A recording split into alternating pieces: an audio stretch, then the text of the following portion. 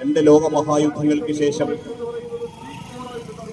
ലോകത്തെ വലിയ ശക്തിയായി മാറിയ അമേരിക്കൻ സാമ്രാജ്യത്വം വിവിധ രാജ്യങ്ങൾക്ക് നേരെ നടത്തിയ നരനായാട്ടിന്റെ കഥ വളരെ ഭീകരവും ഭയാനകവും. ഓരോ രാജ്യങ്ങളുടെയും പരമാധികാരത്തെയും സ്വാതന്ത്ര്യത്തെയും കവർന്നെടുക്കുന്ന വിധം ആ രാജ്യത്തിന്റെ ഭരണകൂടത്തെയും ഭരണാധികാരികളെയും നയങ്ങളെയും അമേരിക്കയുടെ നേതൃത്വത്തിൽ നടത്തിക്കൊണ്ടിരിക്കുന്ന താണ്ഡവങ്ങളെയും നായാട്ടുകളെയും എത്ര മാനവിക വിരുദ്ധമായിട്ടാണ് ലോകം അനുഭവിച്ചത്.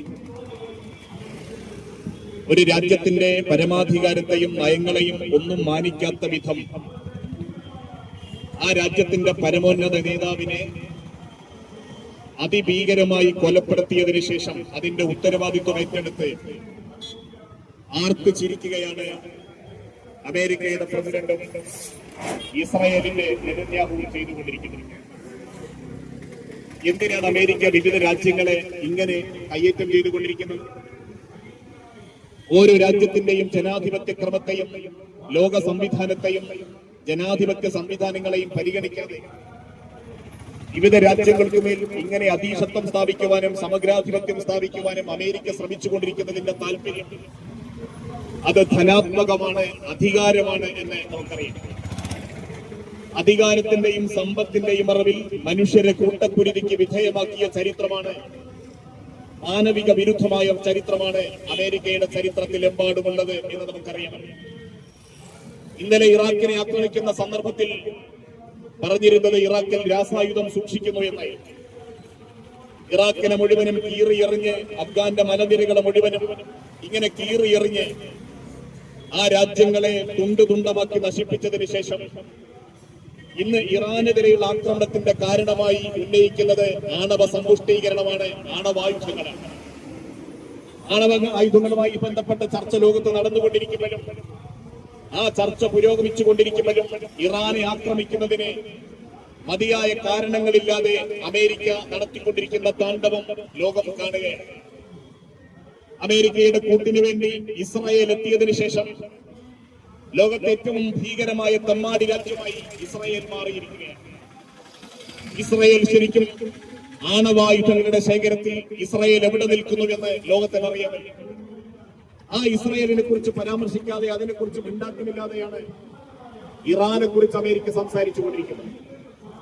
യഥാർത്ഥത്തിൽ അമേരിക്കയുടെ ആയുധപ്പുരയായി ഇസ്രായേൽ വികസിച്ചിരിക്കുകയാണ്.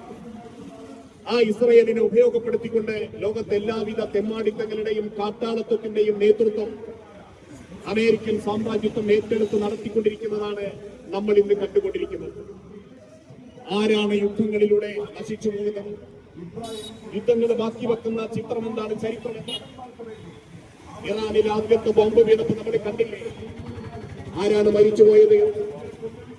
പെൺകുട്ടികൾ മാത്രം പഠിച്ചുകൊണ്ടിരിക്കുന്ന ഒരു വിദ്യാലയത്തിൽ 51-ലധികം പെൺകുട്ടികൾ മരിച്ചു വീഴുകയാണ്.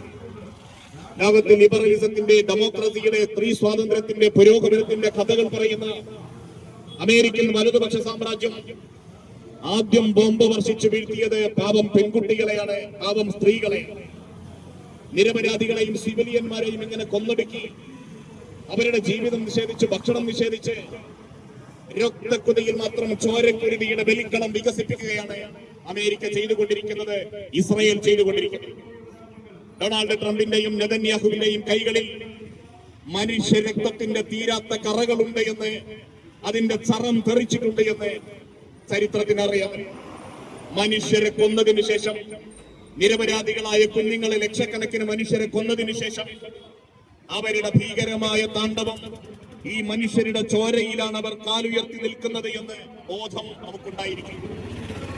ലോകത്തെ മുഴുവനും കൈപ്പിടിയിൽ ഒതുക്കുന്നതിന്, കാൽക്കീഴിൽ ഒതുക്കുന്നതിന് അമേരിക്ക നടത്തിക്കൊണ്ടിരിക്കുന്ന കുതന്ത്രമാണ് നമ്മൾ കണ്ടുകൊണ്ടിരിക്കുന്നത്. മാനവ വിരുദ്ധമായ കാഴ്ചപ്പാടുകൾ ഉയർത്തിപ്പിടിച്ചുകൊണ്ട് മനുഷ്യത്വത്തിന് നിരക്കാത്ത സന്ദേശങ്ങളാണ് ഓരോ യുദ്ധങ്ങളും ലോകത്ത് ബാക്കി വെച്ചത്. ഒന്നാം ലോക മഹായുദ്ധം എന്ത് ബാക്കി വെച്ചു? രണ്ടാം ലോക മഹായുദ്ധം ലോകത്തിന് കൊടുത്തത് എന്താണ്? പകയുടെയും ചതിയുടെയും ലോകം മാത്രമല്ല സംവിധാനിച്ചത്, പട്ടിണിയുടെയും ദാരിദ്ര്യത്തിന്റെയും വിശപ്പിന്റെയും നിലവിളിയുടെയും നീണ്ട കഥകളാണ് ലോകമഹായുദ്ധങ്ങൾ സംവിധാനിച്ചത്. ഈ ഒരു യുദ്ധം ലോകത്തെ സംവിധാനിക്കുമ്പോഴും സാധാരണക്കാരനായ മനുഷ്യന്റെ ജീവിതം ദുസ്സഹപൂർണമാകുന്നു എന്നത് തീരാ ദുരിതം സംവിധാനിക്കുന്നു എന്നതാണ് അതിന്റെ ബാക്കിപത്രമായി നമ്മൾ മനസ്സിലാക്കിയത്. അടിസ്ഥാന സാധനങ്ങളുടെയും അവശ്യ വസ്തുക്കളുടെയും വിവിധ തരത്തിലുള്ള വസ്തുക്കളുടെയും സാധനങ്ങളുടെ വില നിലവാരം വർദ്ധിക്കുന്നുവെന്ന് മാത്രമല്ല, നമ്മുടെ രാജ്യത്തിന്റെ മനുഷ്യരുടെ നിലനിൽപ്പ് തന്നെ അപകടപ്പെടുത്തുന്ന വിധത്തിലുള്ള നീക്കങ്ങളാണ് ലോകത്ത് സംഭവിക്കേണ്ടത്.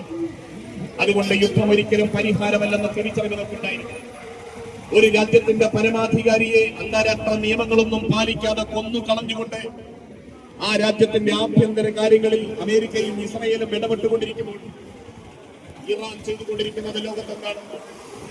മറ്റു രാജ്യങ്ങളുടെ പരമാധികാരത്തെ മാനിക്കാത്ത വിധം ഇറാനോട് മൃദു സമീപനം സ്വീകരിച്ച ഖത്തറിലടക്കം വിവിധ ഗൾഫ് രാഷ്ട്രങ്ങളിലേക്ക് ബോംബ് വർഷം നടത്തി, മിസൈൽ ആക്രമണം നടത്തി അവിടെയുള്ള സാധാരണക്കാരെയും മനുഷ്യരെയും കുരുതിച്ചു കൊടുക്കുകയാണ്.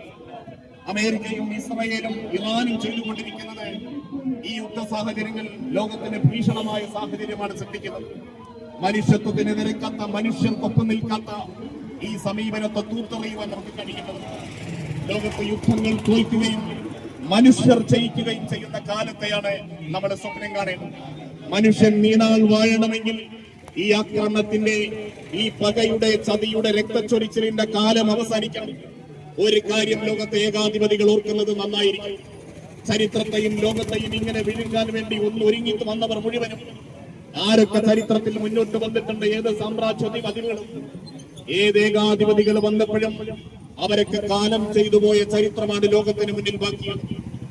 ഏത് സാമ്രാജ്യത്വ കുത്തകളും ചരിത്രത്തിൽ മണ്ണിന് താഴെ വീണതാണ് ചരിത്രം. അവരുടെ ദേഹത്ത് മണ്ണ് വീണിട്ടുണ്ടെങ്കിൽ ലോകത്തെ സാമ്രാജ്യത്വ ഭരണകൂടങ്ങളുടെ മുകളിൽ മണ്ണ് വീഴുന്ന കാലം ചെയ്തു പോകുന്ന മനുഷ്യർ അവരെ തിരസ്കരിക്കുന്ന കാലം ഉദയം ചെയ്യുമെന്ന ജനാധിപത്യത്തിന്റെ പുരോഗമനത്തിന്റെ പ്രതീക്ഷ നമ്മുടെ മുന്നിലുണ്ട്. യുദ്ധങ്ങൾ തോൽക്കുകയും മനുഷ്യർ ജയിക്കുകയും ചെയ്യുന്ന കാലം നീണാൻ വാഴട്ടെ എന്ന് പ്രഖ്യാപിച്ചുകൊണ്ട് SYSന്റെ യുദ്ധവിരുദ്ധ റാലി ഇവിടെ അവസാനിക്കുകയാണ്. എല്ലാവർക്കും സന്തോഷവും കൃതജ്ഞതയും രേഖപ്പെടുത്തി ഈ റാലി സമാപിക്കുന്നു.